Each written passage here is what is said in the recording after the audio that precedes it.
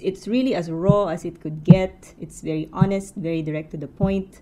At times, a little heavy, a little too heavy in tone. You could feel there are moments where you could feel the anger still. You could feel her anger in the book, her regret, maybe. But I felt that overall, it's a triumph for her to have written this because this is not an easy thing to share to anyone, let alone in a published book. So.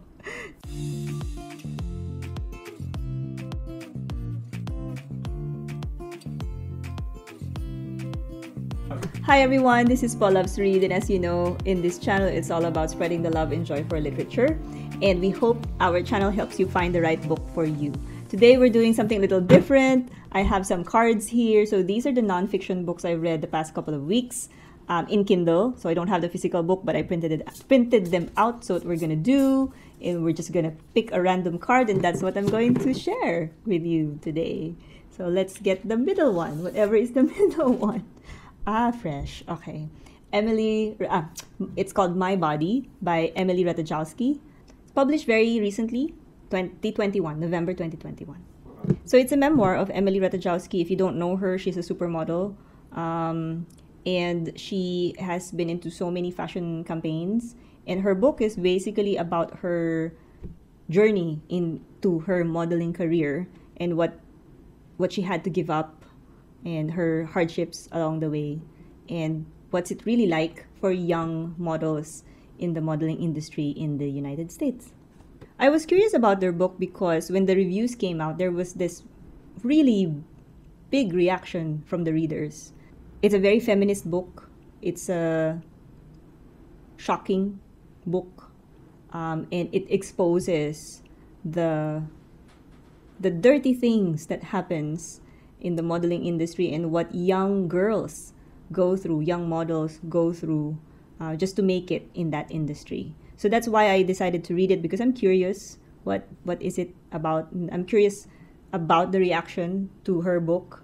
I don't know her, Emily Ratajkowski. I know she has a few movies. You would have seen her in the movie Gone Girl. She is the other woman of Ben Affleck in the movie. Yeah, and then I think she has other smaller movies then, but she is more known in the modeling industry.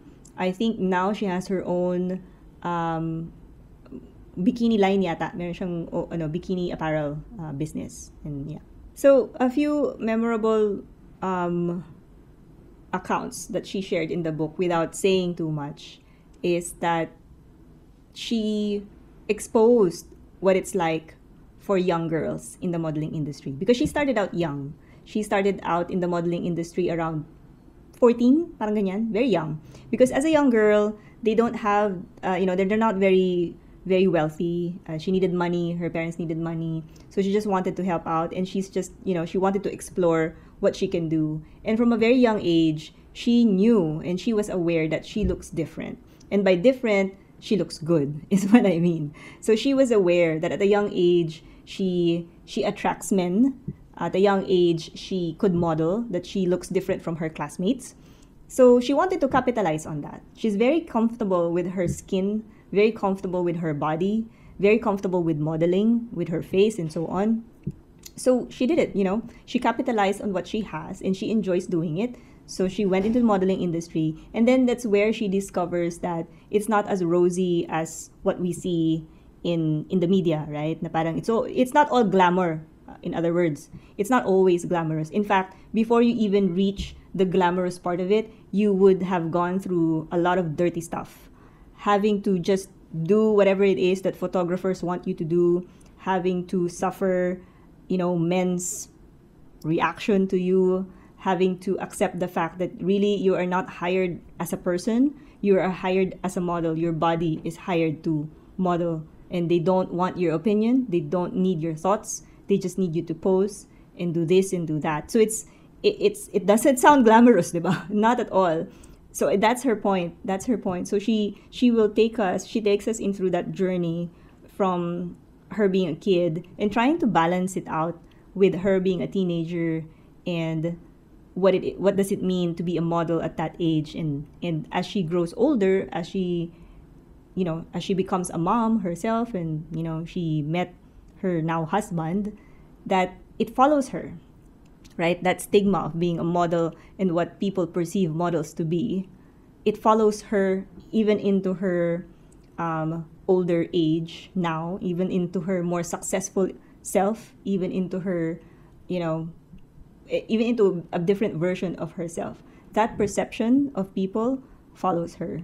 And I guess that's what she's trying to say, right? Now, you can't really escape that because it's a dirty industry. It's a difficult industry, and it's a very, I don't know, difficult industry. Yeah. I thought, I went into this book thinking that, thinking it's going to be a light read about a supermodel's account of her life, and so. But then it turned really dark really fast. It turned really serious really fast and really shocking.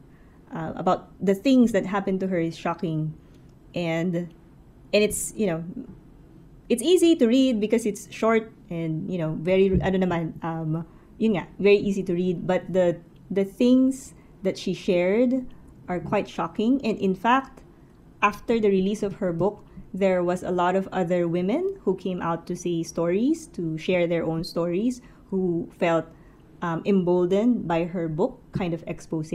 So it's that type of book. She shared in the book why she felt the need to write the book without saying it outright, right? I get a sense that she was trying to find herself, as corny as that sounds. She's trying to take back the autonomy to her body, because for so many years, a lot of people has a lot of opinions and a lot of perceptions about her body. So she felt like she didn't own her body, because a lot of because she's a model, people pay for her body to pose here, to do this, to do that, di ba ganyan. So she wrote this book to kind of take that story back.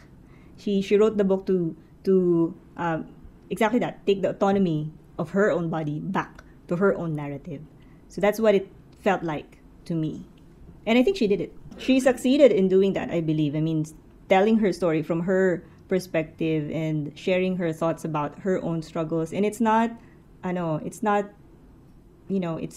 a, how do I say it? It's serious, it's dark.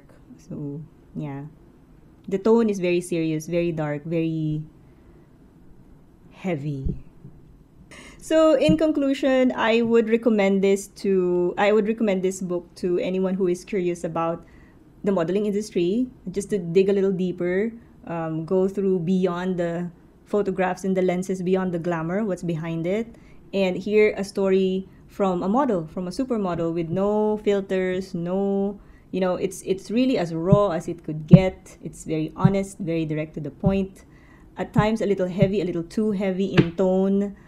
You could feel there are moments where you could feel the anger still. You could feel her anger in the book, her regret maybe. But I felt that overall it's a triumph for her to have written this, because this is not an easy thing to share to anyone, let alone in a published book.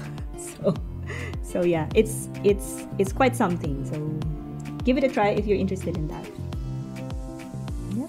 So there you have it. Thank you.